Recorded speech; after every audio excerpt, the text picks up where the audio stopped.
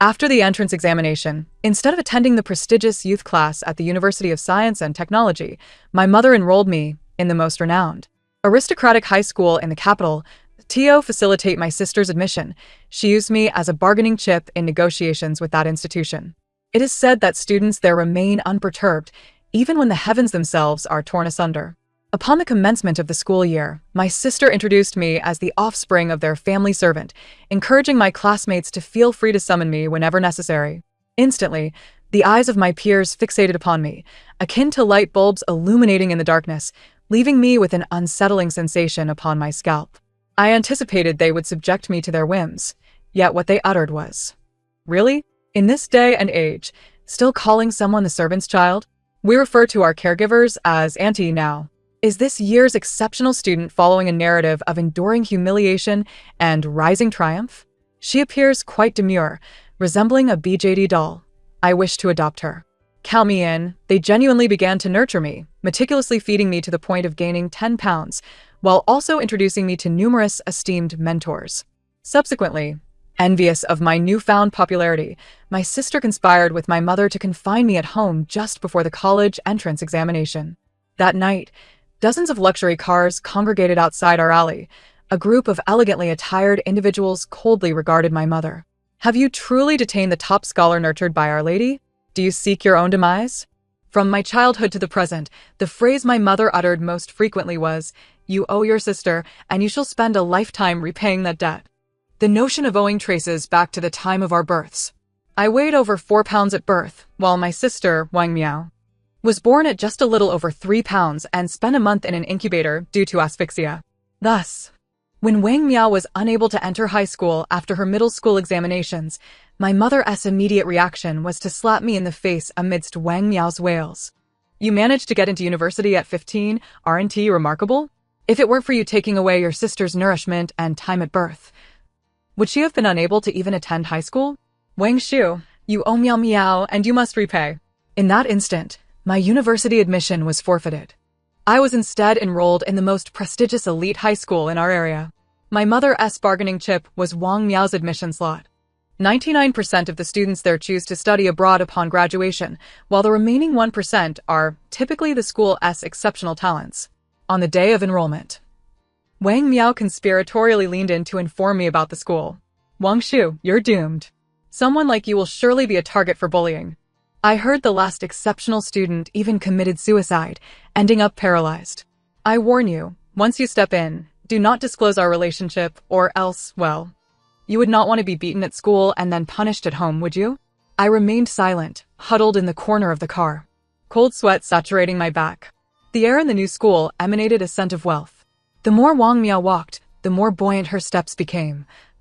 And just before entering the classroom, she ominously warned me once more. "Do not mention our relationship." I bit my lip, tugging at my worn-out jacket. Glancing at her luxurious attire, purchased with a loan from our mother, her concerns seemed excessive. Given such a stark contrast, even if I claimed we were sisters, no one would believe it. As we entered the classroom, the raucous laughter of the old money crowd instantly ceased. A barrage of scrutinizing gazes swept over me, sending shivers down my spine. It was evident that Wang Miao felt a twinge of fear too, her stride becoming a bit unsteady. I hung my head low, daring not to raise it, trailing behind her in an attempt to go unnoticed. Suddenly, a frivolous voice pierced the silence. "Newcomer? Aren't you going to introduce yourself? You two are this year's exceptional students?" "No." Wang Miao's voice rang out loudly, tinged with excitement as she turned and pointed at me. "She is the exceptional student." Pausing for effect, she raised her voice further. "She is the child of our family's servant, here to take care of me." A stunned silence enveloped the class. I gazed at her in disbelief. Her face was flushed, yet her chin was held high, the Bulgari necklace around her neck glinting in the sunlight. Had I not known that my family lived just in the alley, I might have believed for a fleeting moment that she was a lofty princess. However, a few low chuckles broke the tension. "What? The servant's child? Are we liberated here?" Hearing that, I think I was transported back to the Republic era. Is this year's exceptional student following a script of enduring humiliation? She looks so obedient. I'd like to have her. I've never owned a college entrance examination top scorer. Until I settled into my seat, I was still somewhat dazed. The initial curious gazes seemed now laced with excitement. Yet, from the gloomy look Wang Miao cast my way, it was clear this wasn't entirely a good thing. I lowered my head and discreetly curved my lips into a smile. I must admit, witnessing Wang Miao's embarrassment felt as refreshing as sipping a cool soda. At that moment, my desk was gently tapped twice. Instinctively, I turned my head. A flawless face came into view, adorned with a smile. The beautiful girl extended her open palm, revealing several candies wrapped in shiny foil. "Can I keep you?" I nodded, dazed. She smiled again, just as I had begun to sort out my thoughts. They became tangled once more. Of course, I couldn't be blamed for this. Luo Shuang was the school S-belle. Her smile left me utterly entranced. After the enrollment concluded, I remained in a daze. Luo Shuang had already embraced me, standing on the podium to announce, "This is my person. I'm looking out for her. Anyone who dares to bully her is bullying me, understood?" The class erupted into cheers.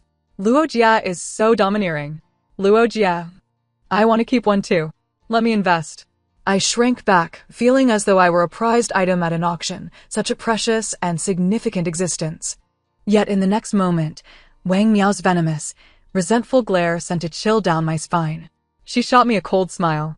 My previously swirling emotions cooled to an icy calm. Wang Miao and I officially commenced our high school journey. Wang Miao's monthly allowance was 8,000 yuan, while mine was a mere 500. As I pondered how to earn some money, I rummaged through my desk and unearthed a heap of snacks. Before I could contemplate further, a hand silently settled on my shoulder, and a sinister whisper sent chills down my spine, rendering me motionless. "Exceptional student. Remember to abide by the rules when eating." I swallowed hard, trembling all over. Not far away, Luo Shuang chuckled softly. The hand on my shoulder abruptly withdrew, and a black card was roughly thrust into my palm. It was the school's unlimited meal card. "Don't end up starving like the previous exceptional student." With that, a boy sporting flamboyant green hair stifled a yawn and sauntered away. After class, Wang Miao cornered me in the restroom. She looked at me with glee. "What have you done to provoke the school bully?" Seeing my confusion, she kindly explained that the boy with green hair was Lin Songmu, the biggest bully in the school. It was said that those targeted by him often ended up in a vegetative state. I touched the card in my pocket and shivered involuntarily. Wang Miao seemed uninterested in further details. She blew on her nails disdainfully, casting a glance my way. "Never mind, as long as you listen to me. I'll look out for you." What Wang Miao meant by looking out was that I became her errand runner, fetching meals for her, with the constant threat that if I disobeyed, she would report back home. When I placed her meal tray in front of her, she was animatedly recounting to her new classmates about her vacation in Australia. Catching sight of me, she raised her voice. "Hey, are you trying to starve me with your slow movements? What a useless thing." Her new friends offered a few hollow laughs, their gazes flickering between me and Wang Miao. I remained silent, turning to leave, only to collide with a girl glaring at me. I recognized her. She was Songyu, Luo Shuang's best friend. She had been the loudest in expressing her desire to invest in me on the podium. She shoved me aside with annoyance, and a plate of glossy braised pork, dripping with thick sauce, landed squarely atop Wang Miao's head. Wang Miao froze, her eyes wide in disbelief. Songyu displayed no emotion, merely tossing the empty plate onto the table in front of Wang Miao. "Did you really think everyone here is a fool? Your entire background is a blank slate to us. Or perhaps you're so engrossed in your Australian tale that you genuinely believe you're a pampered heiress incapable of lifting a finger in this enclave of affluence." Boasting was not terrifying. What was truly dreadful was being exposed on the spot. Wang Miao's face drained of color, and the two girls beside her quietly retreated. She suddenly stood, pointing at me. "It's her. She voluntarily offered to help me." Songyu ignored her and instead turned her attention to me. "We assert that nurturing you is to provide you with ample resources to excel academically, not to empower you to serve as a maid." I opened my mouth, hastily nodding in response to the narrowed eyes of Songyu. With a frown, she clicked her tongue, seizing my wrist and leading me away. She brought me to a private room occupied solely by her and a few friends, insisting that I take a seat. Luo Shuang was also present, smiling warmly as she waved at me. "Eat," she urged, placing a piece of rib onto my plate. "You're so thin, a gust of wind could knock you over. How do you expect to achieve top honors for us?" I gazed at her, then at the rib on my plate, a sudden lump forming in my throat. Such unreasonable kindness left me somewhat bewildered. Biting my lip, I stammered, "Why are you helping me?" The green-haired boy beside Song-yu interjected without lifting his gaze. "Isn't it obvious? Luo Jia has issued a gag order. You're under her protection. There's another top student in the adjacent class, and they bet with Luo Jia on who will score the highest. You're a cash cow now, you understand?" Song-yu kicked the boy lightly, admonishing, "You talk too much." She then turned to me, her expression one of disdain. "Your skin is devoid of moisture. If you score top honors and end up in the papers looking like this, it would be a disgrace to our class. Here, take this skincare product." I fumbled to clutch the paper bag that Song-yu had thrust into my arms. In that moment, I realized I had not encountered a savior, but had instead stumbled into a new jungle. The rules here were dissimilar to those of my little balcony at home, even distinct from those of an ordinary high school. Here, my academic performance and potential had transformed into a commodity for others to invest in. Wang Miao sought to trample me underfoot to elevate her own status, while Luo Shuang and Song-yu aimed to lift me up, affirming their discernment and authority. Despite the varied motivations, the outcome was that I experienced, for the first time, a sense of utility, and this value became my shield. When I returned to that cramped balcony after school, my mood was markedly different. I carefully retrieved the candy Luo Shuang had given me from my backpack, unwrapped it, and popped it into my mouth. It was delightfully sweet. That weekend, I was dragged from my dreams and given a thorough beating due to Wang Miao's actions. The blows were heavier than ever before, the sharp crack of the belt striking old wounds mingling with my mother's shrill curses. Wang Miao stood nearby, a triumphant smirk plastered on her face. I gritted my teeth, refusing to cry, forcing the metallic sweetness back down my throat. On Monday, as I stepped into the classroom, cold sweat trickled down my back with each step. Wang Miao was relentless in her pursuit of trouble. Sure enough, during a break, I found myself cornered in the gymnasium by a boy from the adjacent class. He shoved a crumpled note towards me, "Top student. We'll be in the same examination room for the monthly test, and you know the rules." I looked up just in time to see Wang Miao huddled with a few girls from her class, exchanging whispers and laughter. Upon meeting my gaze, she smirked derisively. The imposing boy in front of me grew impatient, pressing his hands against my shoulders. "Hey, are you listening? You wouldn't want to refuse, would you?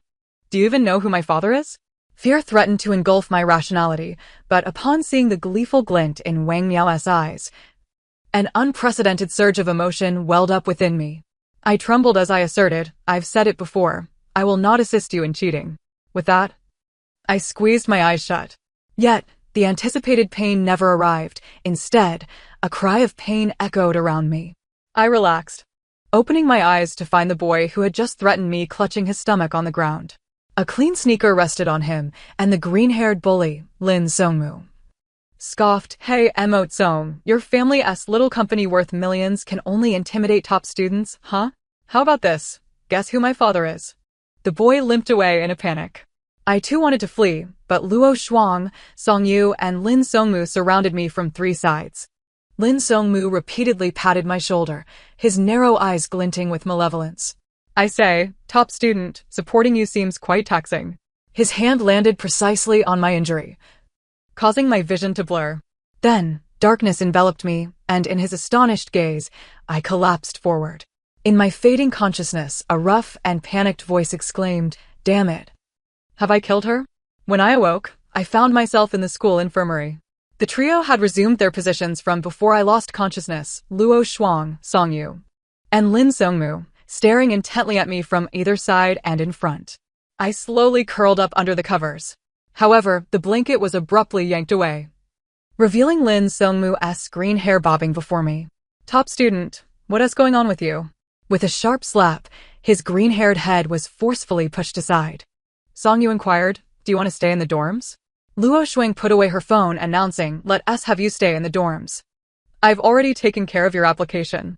As I stood in the dormitory, clutching a few simple possessions, gazing at the bed and desk that were now mine, a sense of unreality washed over me. I was unaware of what they had done to Wang Miao. The following afternoon, I only witnessed her sobbing as she packed her things to move to the adjacent building's class. She kept her head down, avoiding my gaze. Strangely, my parents did not come to confront me either.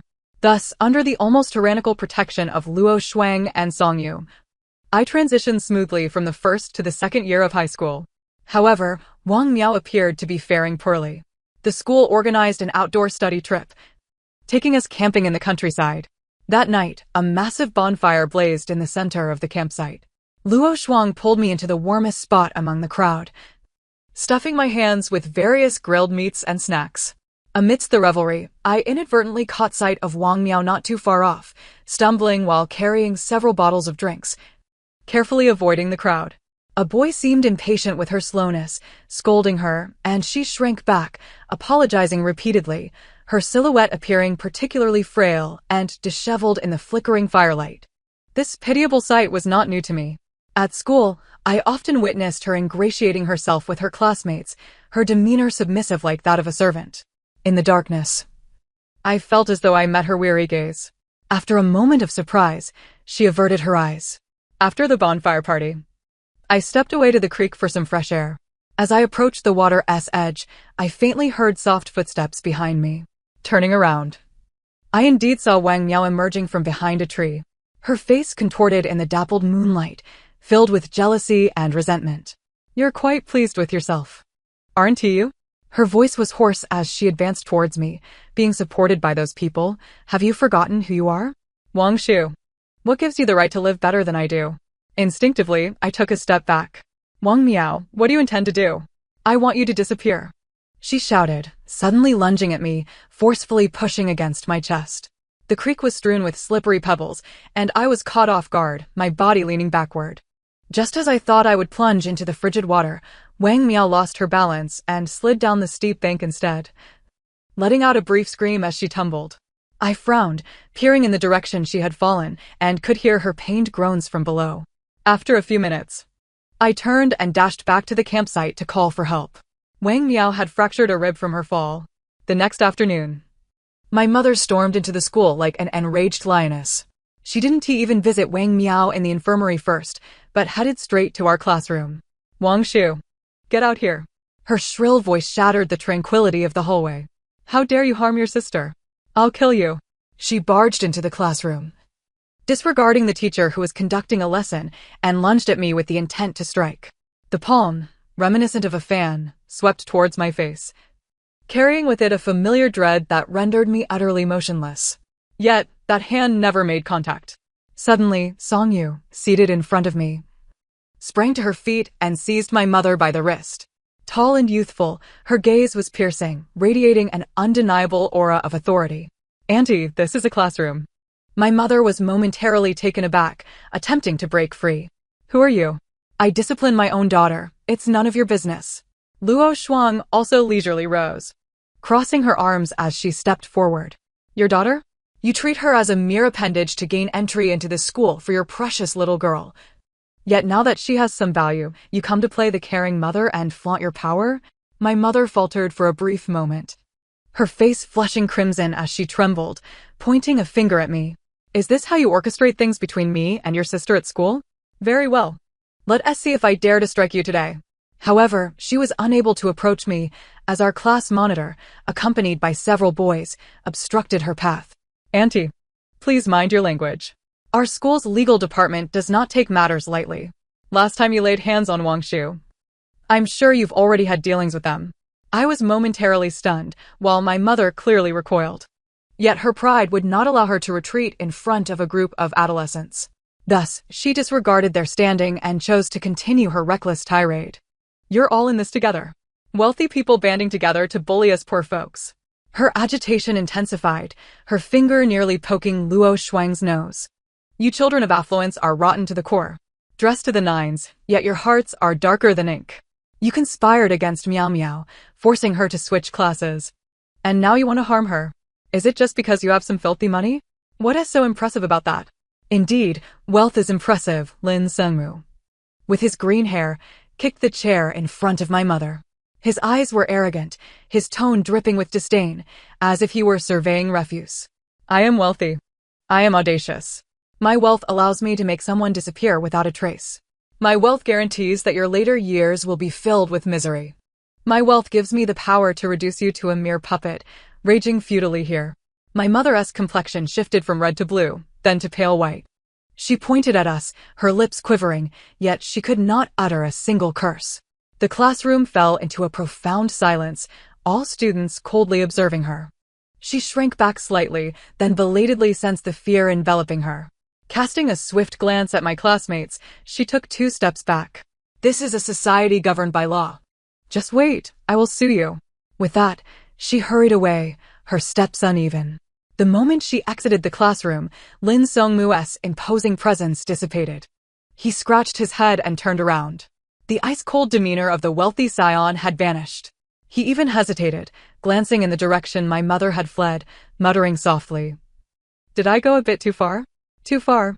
Songyu shot him a look, her tone devoid of reproach yet laced with a hint of satisfaction. "For someone so obstinate, you must hit her with the truth to instill fear. Do you think she can comprehend reason?" The class monitor sighed in relief, adjusting his glasses. As long as the intended effect was achieved, that's sufficient. However, Lin Songmu, your last lines about disappearance and misery could be toned down a bit. It sounded like the villain's monologue. A classmate nearby chimed in with a grin. "Wow, Lin, you were absolutely stunning just now. That was an Oscar-worthy performance." I saw Wang Shu's mother turn pale. She practically fled as if something sinister were chasing her. Exactly. Let's see if she dares to act up at school again. The atmosphere in the classroom shifted from the earlier tension to a relaxed ambience. Students chatted animatedly, some teasing Lin Songmu, while others gathered around me. "Wang Shu, are you all right?" Luo Shuang sighed, pulling out a tissue to gently dab at my face. "Why are you crying?" "Your tears are precious. They aren't worth shedding for someone like her." It was only then that I realized my cheeks were streaked with tears. I choked out a soft retort. "I'm not crying because of her." The tissue paused momentarily on my face before she applied it with a lighter touch. Luo Shuang smiled, her lips curving in a way that reminded me of when she declared she would take care of me, though this time her smile bore a hint of triumph. Remember, you're under my protection." I nodded vigorously. They truly had nurtured me well, each in their own way, gradually filling my long-starved heart and soul. My mother's threat of suing us ultimately sank like a stone into the sea. After recovering from her injuries, Wang Miao withdrew from school. I remained in the dormitory, never returning to that previous home. My parents tacitly avoided me, even during winter and summer breaks and the new year. They no longer intruded upon my life. Perhaps they intended to intrude. I once overheard a conversation between Luo Shuang and Lin Songmu. "The days around the Spring Festival are crucial. I have arranged for 2 people to keep watch, ensuring her parents won't come to stir up trouble." Lin Songmu's voice sounded somewhat aloof. "Don't worry. My father's security team has some seasoned hands on duty. Not only her parents, but even a strange fly trying to approach the school will be interrogated." Luo Shuang replied with an "Handle it discreetly. Don't create pressure for her. What she needs is an utterly tranquil environment to prepare for the college entrance examination. Additionally, I've made arrangements with the dorm supervisor. She'll be particularly vigilant about any disturbances during the break." Yet, since they did not wish for me to know these matters, I chose to remain oblivious. I devoted myself wholeheartedly to my studies, and with each citywide examination, my scores soared to new heights. I truly became the living emblem of this school. The school's board chairman, a rotund old man, was said to have championed the elite student program. During this time, I often caught sight of him smiling through the window, watching me intently. When our eyes met, he waved me over. "Wang Shu, come here." Without waiting for an invitation, he handed me a file folder. "This is your reward." I stared in bewilderment at the stacks of cash within the folder. Thus, while claiming first place in exams, I simultaneously became a small fortune holder. One Friday afternoon, Songyu, unusually disengaged from her cosmetics, tapped my desk with her phone. "Hey, don't just rot away in the library this weekend. Come with me to a place." I looked up puzzled. She tilted her chin, her tone casual. "My uncle is at Q University, leading a team for an information competition. Aren't you interested in that? It's better than floundering around on your own." My heart skipped a beat. Q University, an esteemed haven for countless science students. Luo Shuang leaned in from beside me, adding, "Lin Songmu's father's company is collaborating with T University's lab. There's an open day next month, and he got a spot for you. Come and broaden your horizons." She winked, experience the atmosphere of a top-tier institution ahead of time. We don't want you to feel like a country bumpkin when you eventually get accepted. They spoke so nonchalantly, as if merely arranging an ordinary weekend outing. Yet I knew they were paving a path for me towards a broader world in their own way. As the college entrance examination approached, the classroom grew increasingly quiet. Yet this silence was starkly different from the oppressive atmosphere typically found in graduating classes. For within this classroom, 19 students had already secured offers from prestigious universities, leaving only me as the solitary candidate for the domestic examination.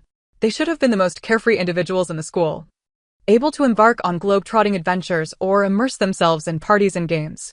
Yet, they did not.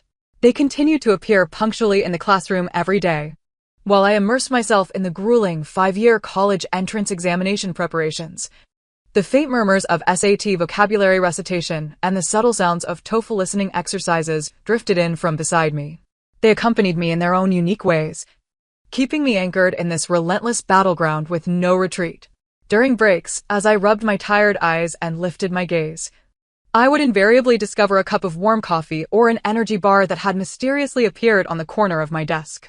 Lin Song-mu would insist on forcing me to take a so-called smart drug he had procured from abroad, reputed to enhance memory. Whenever I became overly stressed and furrowed my brow at a particularly challenging problem, Song-yu would set aside her fashion magazine, lean in for a glance, and offer her distinctive insights to guide me.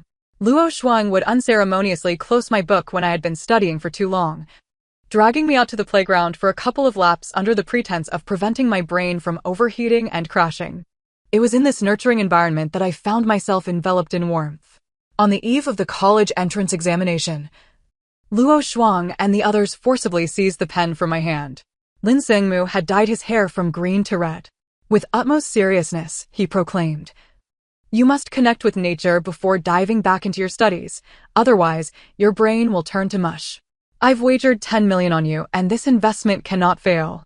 With a swift motion, his red head received a playful smack. I couldn't help but laugh. Our boisterous group made our way to a nearby park. Lin Songmu even attempted to feed the swans with breadcrumbs, only to find himself chased away in a fluster. In that moment, I truly forgot about the impending examination. That was until I exited the restroom. A rough hand suddenly clasped over my mouth and nose from behind. I struggled desperately, my vision began to blur. And just before losing consciousness, I heard a sinister laugh. Huh, look at you, so self-righteous. Let us see how you fare when you miss the exam. When I regained consciousness, I found myself in a musty room. My hands and feet were bound, and my mouth was taped shut, leaving me to emit only muffled whimpers. An ornament was hurled at me. With quick reflexes, I turned my head to evade it, only to discover a figure lurking in the shadows. Wang Shu, do you think those rich kids will spare you if you miss the exam? They've staked tens of millions on you. Wang Miao emerged from the darkness, her pale face alight with excitement. If they lose that fortune because you can't even enter the exam room, do you think they'll mourn the money or your fate? I stood frozen in place, unwilling to confront the disappointment I would see in Luo Shuang's eyes.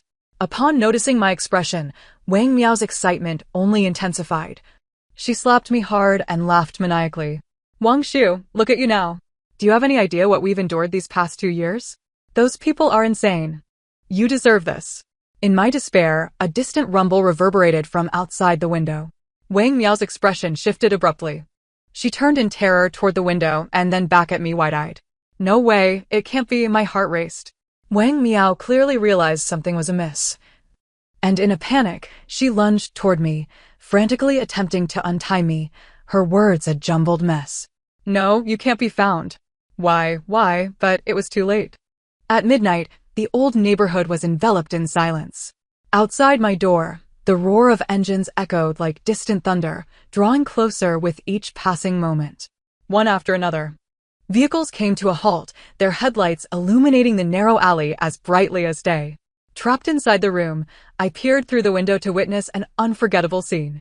Dozens of luxury cars, which I had only ever seen in magazines, clogged the entrance to the alley. The doors swung open, revealing not suited bodyguards, but my classmates. Songyu held a lollipop between her lips, while Luo Shuang brandished a baseball bat. Lin Songmu, with his hair resembling a rooster's comb, impatiently directed a towering bodyguard clad in black. The class monitor, who often referred to me as the top student, was flanked by several of my peers. Behind them stood family assistants or housekeepers, their demeanor respectful yet commanding. My mother, clad in pajamas, looked bewildered as she witnessed the door to our home being dismantled. Her legs buckled, nearly collapsing to the ground. Song-yu stepped forward, twirling the lollipop in her fingers, her voice crisp yet laced with an icy chill. "Auntie, I heard you've been holding our top student hostage? With just hours left before the exam, are you trying to court disaster?" The final 3 words, though spoken softly, sent a shiver through my mother. I am merely educating my daughter," she stammered, attempting to assert parental authority. "Your daughter?" Lin Sangmu scoffed, interrupting her. "From the day you enrolled her in our school, she ceased to belong solely to you. She is a collective investment of our entire class, understand? Your current actions are tantamount to willfully damaging a valuable asset. Stop wasting time with her." Another classmate glanced at his watch impatiently before instructing his companions. "If you delay our top student's sleep, can she afford that loss?" Several well-dressed assistants stepped forward, their manner polite yet unyielding. "Madam, please cooperate." "Naturally." My mother refused to comply, attempting to create a scene. In response, several bodyguards seized her, along with the screaming Wang Miao. At precisely 12:10, I found myself seated in Luo Shuang's extraordinarily comfortable vehicle. My classmates offered a cacophony of reassurances. Luo Shuang handed me milk and melatonin. "It's our fault for not protecting you." I stared blankly at her and, almost instinctively, asked, "What if I don't score the highest?" Luo Shuang raised an eyebrow, regarding me as though I were foolish. "If you don't, then you don't," Lin Songmu chimed in, "but you mustn't forget that I'm your angel investor." With a playful smack, Song-yu struck his head again. Yet, I smiled through my tears. During the 3 days of examinations, I basked in an unprecedented VIP experience. Luo Shuang's family chef prepared an array of nutritious meals. Song-yu's family doctor remained on standby, anxious that I might suffer from stress-induced ailments. Other classmates worked to eliminate all distractions, even negotiating with cicadas outside the exam venue to lower their volume. I entered the examination hall with an unusually calm demeanor. On the day the results were announced, our entire class gathered at Luo Shuang's home. In just over half a month, we would scatter to the far corners of the earth. Sitting beside me, Luo Shuang dressed casually, her gaze not on the screen but fixed on me.